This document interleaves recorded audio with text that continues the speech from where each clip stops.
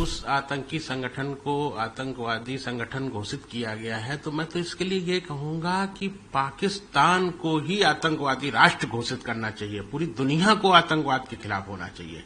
इस तरह की आतंकवादी घटना के करने के पहले वो 100 बार सोचें कि भारत सरकार है, माननीय नरेंद्र मोदी जी की सरकार है, जो अपने देश के नागरिकों के जीवन का सम्मान करता है और इस देश के किसी नागरिक को छूना भी। मैं इसको सही शुरुआत बोल सकती हूँ कि सही शुरुआत की है।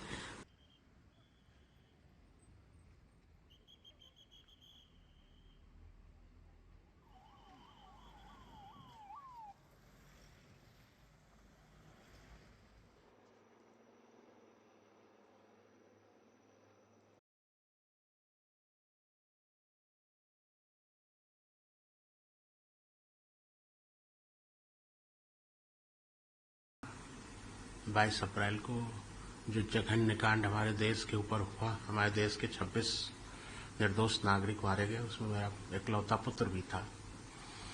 जो उस आतंकी संगठन को आतंकवादी संगठन घोषित किया गया है, तो मैं तो इसके लिए ये कहूंगा कि पाकिस्तान को ही आतंकवादी राष्ट्र घोषित करना चाहिए। पूरी दुनिया को आतंकवाद के खिलाफ होना चाहिए। आतंकवाद का दर्द सिर्फ हमारे हिंदुस्तान ने नहीं झेला है, उस अमेरिका ने भी झेला है आतंकवाद का दर्द। और संपूर्ण दुनिया आतंकवाद से लड़ रही है। संपूर्ण विश्व के बड़े नेताओं को एक होकर के आतंकवाद के जन्मदाता, आतंकवाद को पोषित करने वाले पाकिस्तान को आतंकवादी राष्ट्र घोषित करना चाहिए। ये मेरी मांग है। हमारे माननीय प्रधानमंत्री जी लगातार दिन रात उस पर लगे हुए हैं, लगातार अंतर्राष्ट्रीय मंचों में पहलगाम हमले की बात करते हैं। आतंकवाद को नष्ट नाबूद करने का उन्होंने बीड़ा उठाया है। पूरा देश उनके साथ खड़ा है और निश्चित तौर पे हमारे प्रधानमंत्री जी सफल होंगे। आतंकवाद का समूल विनाश होगा। शायद मेरी इस मांग पे कई लोग मेरा विरोध भी करते हैं, किंतु मेरा ऐसा मानना है कि ये माननीय प्रधानमंत्री जी का नया भारत है। ये वो सशक्त भारत है। हमारे देश के नागरिक 22 अप्रैल को जो हमारे नागरिकों पे हमला हुआ, वो एक सामान्य हमला नहीं था। वो दुश्मन देश की तरफ से प्रायोजित हमारे देश पे हमला था। हमारे देश की संप्रभुता और अखंडता पे हमला था। उन लोगों ने हमारी सरकार को चैलेंज किया था कि जाके अपनी सरकार को बता दो, अपने प्रधानमंत्री जी को बता दो। मैं अपनी सरकार से, माननीय प्रधानमंत्री जी से लगातार ये मांग कर रहा हूं कि यदि देश पे हुए हमले पर देश का कोई आम नागरिक, जिस तरह इसमें 26 निर्दोष नागरिक शहीद हुए, निश्चित तौर पे उनको राष्ट्रीय स्तर का सम्मान मिलना चाहिए, राजकीय सम्मान मिलना चाहिए, शहीद अथवा उसके स्तर का कोई सम्मान मिलना चाहिए, जिससे उन दुष्ट आतंकवादियों का मनोबल टूट सके और भविष्य में कभी इस तरह की आतंकवादी घटना के करने के पहले वो 100 बार सोचें कि भारत सरकार है, माननीय नरेंद्र मोदी जी की सरकार है, जो अपने देश के नागरिकों के जीवन का सम्मान करता है और इस देश के किसी नागरिक को छूना भी पाप है।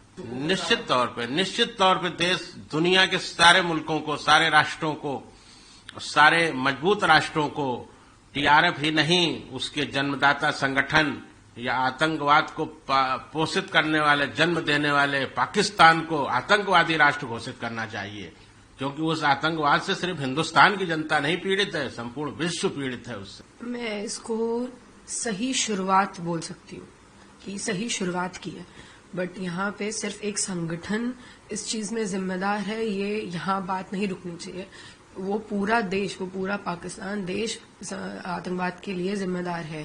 क्योंकि जब आतंकवादी मारे भी गए थे ऑपरेशन सिंदूर के दौरान, तो उन्होंने कितने सम्मान के साथ उन लोगों को झंडे में लपेट के पूरी जिस तरीके से एक आर्मी ऑफिसर्स को सम्मान दिया जाता है, उस सम्मान की तरह उन्हें उनके लास्ट राइट्स की थी।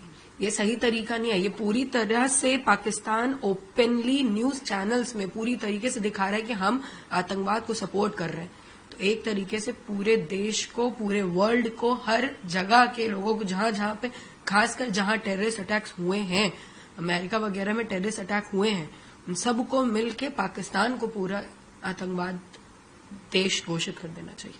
श्रद्धांजलि तब होगी जब उन 26 लोगों को कोई राष्ट्रीय सम्मान मिलेगा। क्योंकि एक तरीके से जिन 26 लोग मारे गए हैं, उनको अगर आप ये नहीं देते हो, तो ना आप 26 लोगों के मारने की कोई आपको इफेक्ट हुआ है, ना आप पूरे देश में, पूरे वर्ल्ड में ये दिखा पाए हो कि हम हमारे देश में जो लोग मारे जाएंगे terrorist, as a terrorist act मारे जाएंगे, हम उनको कुछ क्या कर रहे हैं, उनके लिए क्या कर रहे हैं। अगर, और मेरे को जहां तक उम्मीद है 15 अगस्त तक कुछ तो होना चाहिए। मुझे देश के बड़े जितने लोग हैं, माननीय प्रधानमंत्री जी हो, चाहे योगी आदित्यनाथ जी हो, चाहे जितने भी लोग हों, उन सब से उम्मीद है कि 15 अगस्त तक ये कुछ ना कुछ उन 26 लोगों को राहत, मैं तो शुभम की ही बात करूंगी, कुछ तो देंगे ही।